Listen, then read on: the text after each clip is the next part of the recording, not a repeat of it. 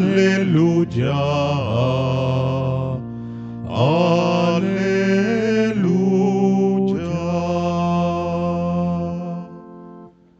El Señor esté con ustedes. Y con tu espíritu. Anuncio de la buena noticia de nuestro Señor Jesucristo según San Mateo. Gloria a ti, Señor. En aquel tiempo Jesús se dirigió al mar de Galilea, subió al monte y se sentó en él.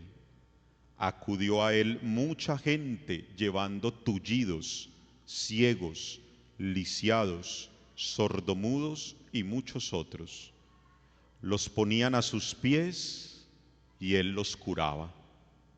La gente se admiraba al ver hablar a los mudos, sanos a los lisiados, caminar a los tullidos y con vista a los ciegos, y daban gloria al Dios de Israel. Entonces Jesús llamó aparte a sus discípulos y les dijo: siento compasión de esta gente, porque llevan ya 3 días conmigo y no tienen qué comer. Y no quiero despedirlos en ayunas, no sea que desfallezcan y se desmayen por el camino. Los discípulos le dijeron: ¿pero de dónde vamos a sacar en un despoblado panes suficientes para saciar a tanta gente? Jesús les dijo: ¿cuántos panes tienen? Ellos contestaron: 7 y algunos peces. Jesús mandó a la gente que se sentara en el suelo.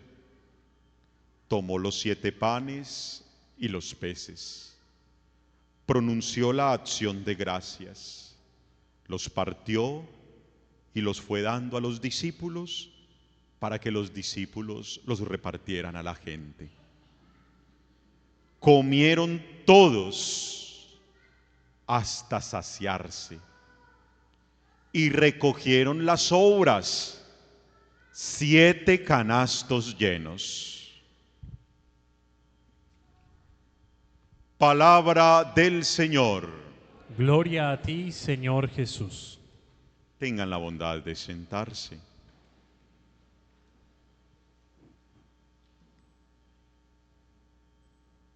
Celebra la iglesia hoy en conmemoración a San Francisco Javier.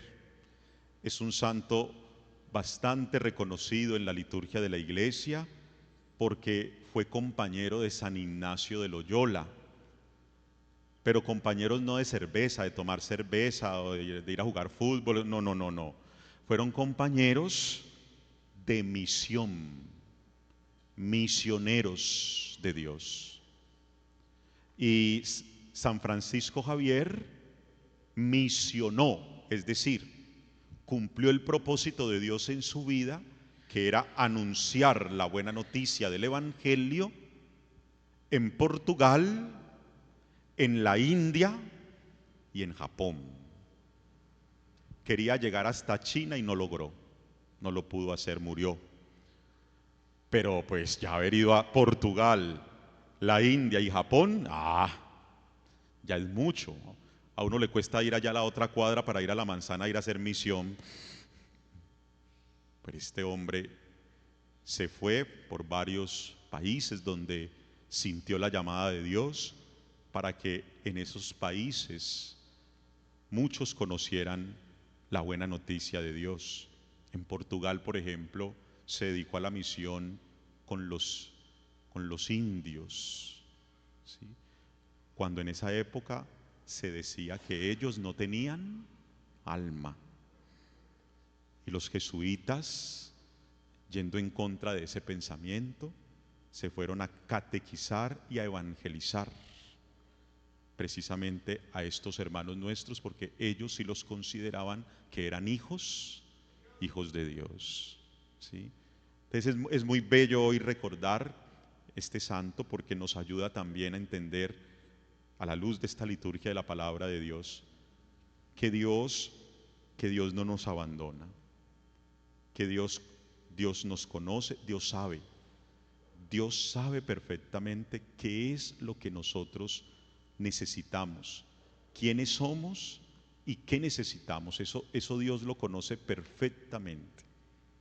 Por eso existe en la historia de la salvación todo este testimonio de hombres y mujeres, todo este testimonio de familias, de grupos, de comunidades que han sabido escuchar esa voz de Dios, ese propósito de Dios, y han sido instrumentos de Dios para extender por el mundo entero ese plan salvífico de Dios, ese gran proyecto del reino de Dios. A eso los llamamos los santos. Y hoy escuchamos en el Evangelio, precisamente a través de Jesucristo, que como decíamos ayer, Jesús nos muestra a Dios, nos muestra al Padre. Hoy Jesús tiene una expresión en el Evangelio, bastante, ¿qué le puedo yo decir a eso? O sea, Jesús con eso me enamora. Miren esto. Jesús llamó aparte a sus discípulos y les dijo: siento compasión de esta gente. Siento compasión de esta gente. Era una multitud, ¿sí? Y Jesús llama aparte a sus discípulos y les dice: siento compasión de esta gente. ¿Y qué era lo que esta gente le había llevado a Jesús? Esta gente le había llevado tullidos, ciegos, lisiados, sordomudos y muchos otros. O sea, cuando el evangelista escribe eso y muchos otros, es porque, pues si me quedo aquí escribiendo no termino. Como cuando nosotros ponemos etcétera, etcétera, etcétera. ¿Ya? Y muchos otros, dice. Y resulta que todos esos que le llevaban, dice el evangelio, se los ponían a sus pies y él los curaba. Porque ayer decíamos, Jesús pasó por esta tierra haciendo el bien. Me gustó que hoy varias personas me escribieron a mi WhatsApp personal enviándome qué les decía la IA sobre esa pregunta que les dije ayer. Sí, qué bueno que hayan hecho la tarea. Le preguntaron a la IA: ¿hubo algo malo que hizo Jesucristo mientras estuvo en la tierra? Y la IA dice: no. No se conoce de absolutamente nada malo que Jesús haya hecho en esta tierra, porque Jesús pasó por esta tierra haciendo el bien. Por eso el evangelista dice: todos los que le llevaban, se los ponían a sus pies y él los curaba. Y no solamente los curaba y hasta ahí llegaba la cosa, sino que seguía, porque todos los que veían esas curaciones se admiraban al ver hablar a los mudos. Claro, si era mudo era porque necesitaba hablar. Sanar a los lisiados, andar a los tullidos, con vista a los ciegos. Y toda esa gente que era testiga de eso daba gloria al Dios de Israel. Porque acuérdense que en esa época había más dioses. Bueno, hoy también hay muchos dioses, ¿ya?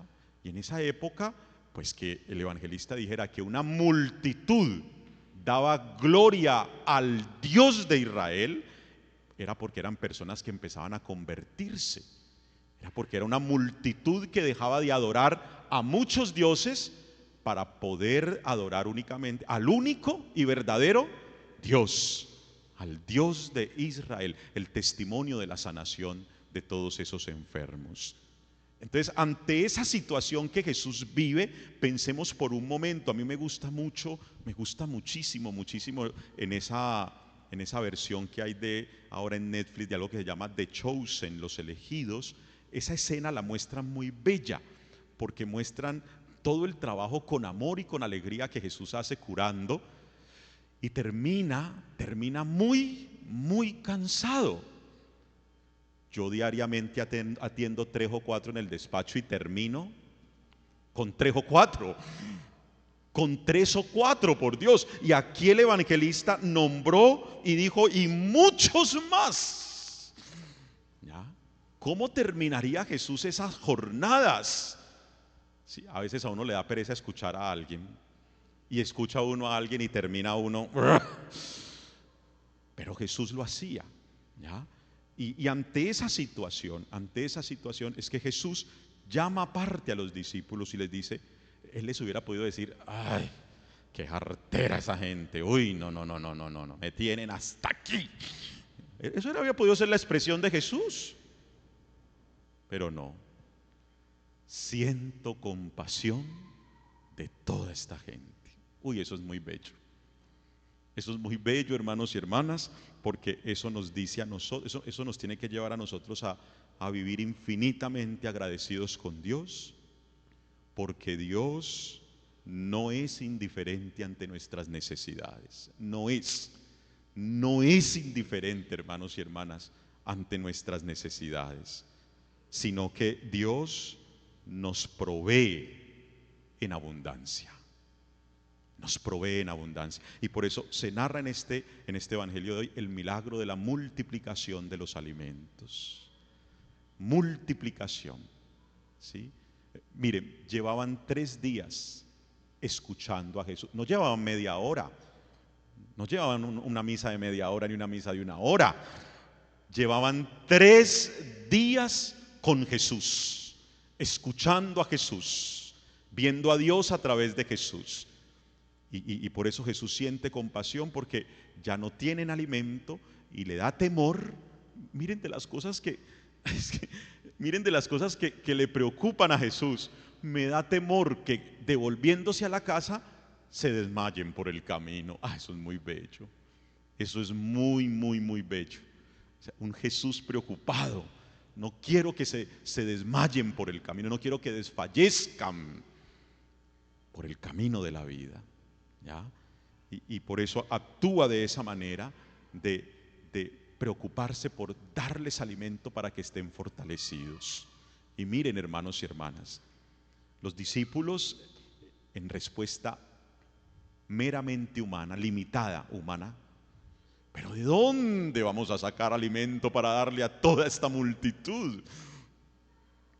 Y es clave la pregunta que hace Jesús. ¿Qué tienen? ¿Con qué cuentan ustedes? ¿Qué tienen?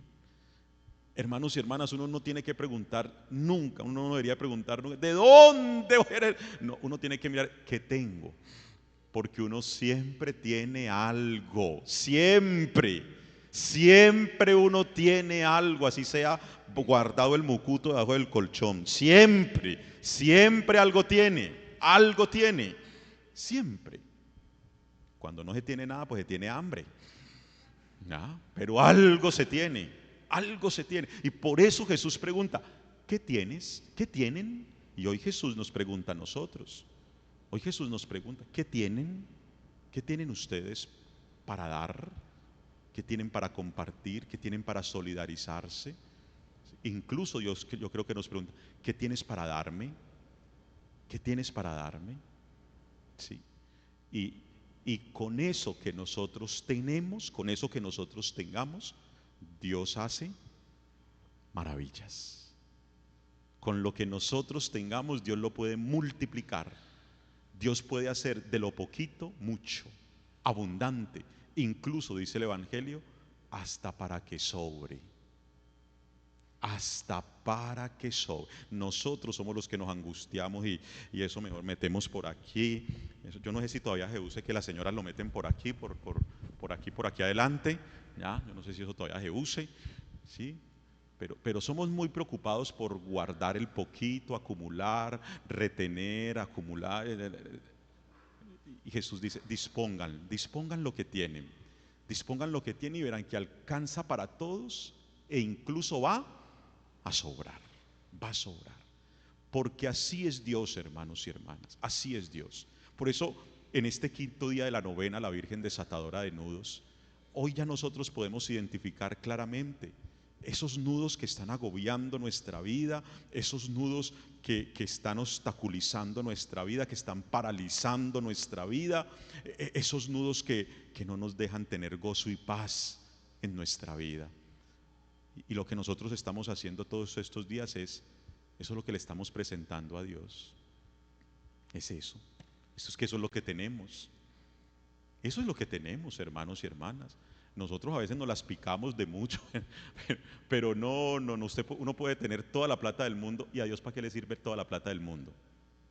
¿Para qué? Uno puede tener carro, casa, finca, ¿a Dios para qué le sirve eso? No, hermanos y hermanas, Dios quiere que le entreguemos es lo que tenemos en nuestra vida, lo que somos en nuestra vida. Eso nos lo pide, para que si nosotros confiamos en Él, si nosotros confiamos en Dios, ahí, hermanos y hermanas, es donde podemos experimentar cómo se desenreda nuestra vida.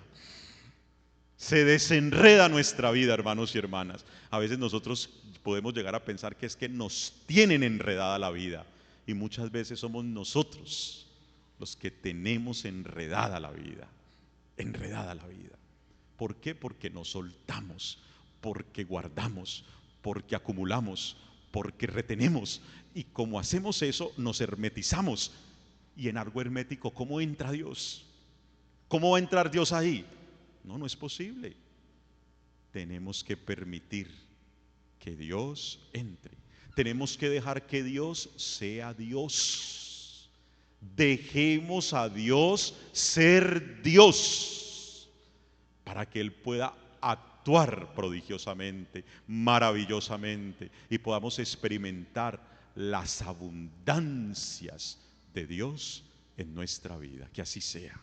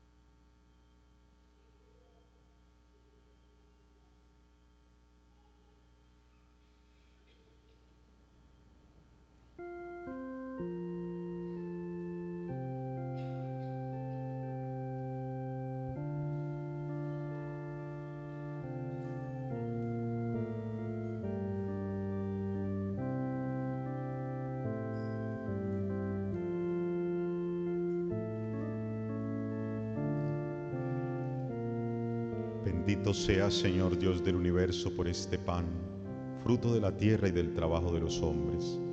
Lo recibimos de tu generosidad y ahora te lo presentamos. Él será para nosotros pan de vida. Todos